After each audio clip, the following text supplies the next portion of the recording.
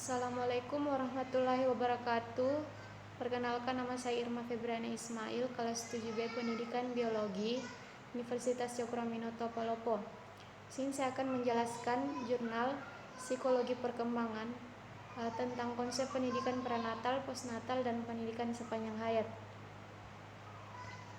Pendidikan prenatal ialah usaha sadar orang tua untuk mendidik anaknya yang masih dalam kandungan. Pendidikan postnatal merupakan pendidikan manusia dalam lingkungan keluarga, dimulai dari manusia lahir hingga akhir hayatnya. Segala macam ilmu kehidupan yang diperoleh dari keluarga merupakan hasil dari proses pendidikan keluarga postnatal. Dari manusia lahir sudah diajari bagaimana caranya tengkurap, minum, makan, berjalan hingga tentang ilmu agama. Belajar sepanjang hayat memberikan kesempatan belajar secara wajar dan luas kepada setiap orang sesuai dengan perbedaan minat, usia, dan kebutuhan belajar masing-masing. Pendidikan merupakan hal yang sangat penting bagi kehidupan untuk menjadi landasan manusia dalam bersikap, berkomunikasi, dan bermasyarakat.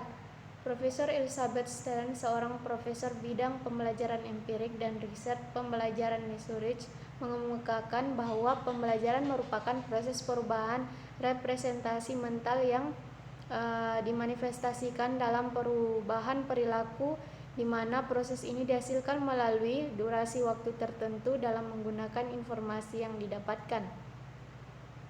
Hal ini menunjukkan bahwa proses pendidikan harus dilaksanakan tidak hanya ketika seseorang berada di sekolah, tetapi dimanapun dan kapanpun. Oleh karena itu, literasi tentang pendidikan prenatal, postnatal, dan sepanjang hayat menjadi hal yang sangat penting untuk dikuasai oleh para orang tua dan keluarga agar mereka semakin mampu berkontribusi dalam pembentukan karakter generasi muda yang lebih baik. Kemudian pendidikan prenatal. Prenatal berasal dari kata pre yang berarti sebelum dan natal berarti lahir. Jadi prenatal adalah sebelum kelahiran, yang berkaitan atau keadaan sebelum melahirkan. Menurut pandangan psikologi, prenatal ialah segala upaya manusia sebagai calon suami istri yang berkaitan dengan hal-hal sebelum melahirkan, yang meliputi sikap dan tingkah laku dalam rangka untuk memilih pasangan hidup agar lahir anak sehat jasmani dan rohani. Menurut Saiful Bahri, masa prenatal adalah proses pertumbuhan dan perkembangan di awal kehidupan manusia. Para ahli menyebutnya periode evolusi yang mengubah janin di rahim. Kondisi janin dalam kandungan sangat rentan terhadap lingkungan hidupnya, yaitu seberapa banyak ibunya memiliki status kesehatan, kebiasaan, dan perilaku yang baik atau tidak penting untuk diperhatikan karena akan mempengaruhi perkembangan janin dan mempengaruhi tahap perkembangan selanjutnya. Kemudian terkait dengan pendidikan di fase prenatal, maka para pemuda dan pemudi hendaknya segera memperhatikan tingkah lakunya untuk membiasakan perilaku yang baik agar nantinya dapat menjadi orang tua yang baik untuk anak-anaknya sejak masih di dalam kandungan. Pengertian anak dalam kandungan yaitu anak adalah sebagai keturunan kedua setelah ayah dan ibunya. Jadi pendidikan prenatal dapat dipahami sebagai usaha sadar orang tua untuk mendidik anaknya yang masih dalam kandungan. Usaha sadar ini secara khusus ditujukan kepada kedua orang tua karena anak dalam kandungan memang belum mungkin dididik apalagi diajar kecuali oleh orang tuanya sendiri. Usaha yang dilakukan ini dimaksudkan untuk menumbuhkan dan mengembangkan berbagai macam potensi pembawaan sejak dalam memilih pasangan hidup dan perkawinan sampai pada masa kehamilan yang masih tergolong prenatal dan setelah lahir atau postnatal. Kemudian pendidikan postnatal merupakan pendidikan manusia dalam lingkungan keluarga, dimulai dari manusia lahir hingga akhir hayatnya. Segala macam ilmu kehidupan yang diperoleh dari keluarga merupakan hasil dari proses pendidikan keluarga postnatal. Dari manusia lahir sudah diajari bagaimana caranya tengkurap, minum, makan, berjalan hingga tentang ilmu agama. Dalam dunia modern seperti sekarang, bagaimana pendidikan keluarga berlangsung tidak sepenuhnya tergantung pada orang tua, namun bisa juga dipengaruhi oleh orang lain yang bukan bagian dari keluarga. Contohnya seperti lingkungan sekolah dan lingkungan masyarakat. Nah, di dalam lingkungan sekolah, sekolah merupakan lingkungan baru bagi anak tempat bertemunya ratusan anak dari berbagai kalangan dan latar belakang yang berbeda, baik status sosial maupun agamanya. Di sekolah inilah akan terjadi kemungkinan yang sangat besar bahwa seorang anak akan dapat terwarnai oleh berbagai corak pendidikan, kepribadian, dan kebiasaan yang dibawa masing-masing anak dari lingkungan dan kondisi rumah tangga yang berbeda-beda. Ada beberapa kategori karakteristik perkembangan anak usia sekolah yang meliputi perkembangan fisik motorik, perkembangan intelektual, bahasa, emosi, sosial, dan kesadaran beragama. Salah satu elemen yang akan sangat berpengaruh kepada pembangunan karakter seorang anak adalah guru. Seorang pengajar adalah merupakan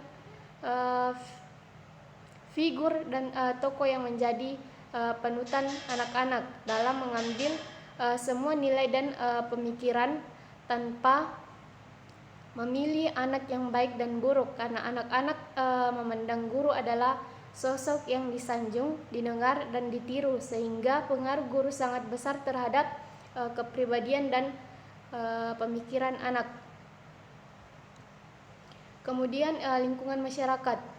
Lingkungan masyarakat atau lingkungan pergaulan anak biasanya adalah teman-teman sebaya di lingkungan terdekat. Secara umum, anak-anak Indonesia merupakan anak desa yang selalu punya teman main. Kondisi ini umumnya berbeda dengan anak kota yang sudah sejak dini terasing dari pergaulan karena berada di lingkungan kompleks yang individualistik. Pendidikan anak di zaman modern ini tidaklah mudah. Era digital sebagaimana yang diuraikan oleh Dal Yongjin saat ini, bagaimana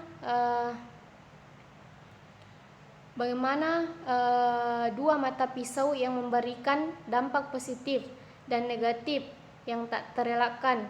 Di satu sisi, zaman ini memberikan berbagai banyak kemajuan teknologi yang memungkinkan anak-anak kita memperoleh fasilitas yang serba canggih, dan akan tetapi di sisi lain anak-anak sekarang menjadi lebih aktif dan merasa asik di dunia maya daripada bersosialisasi dengan lingkungan sekitar, karena mereka sejak dini sudah mengenal HP.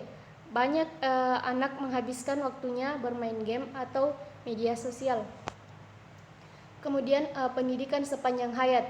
Pendidikan sepanjang hayat memberikan kesempatan belajar secara wajar dan luas kepada setiap orang sesuai dengan perbedaan minat, usia, dan kebutuhan belajar masing-masing.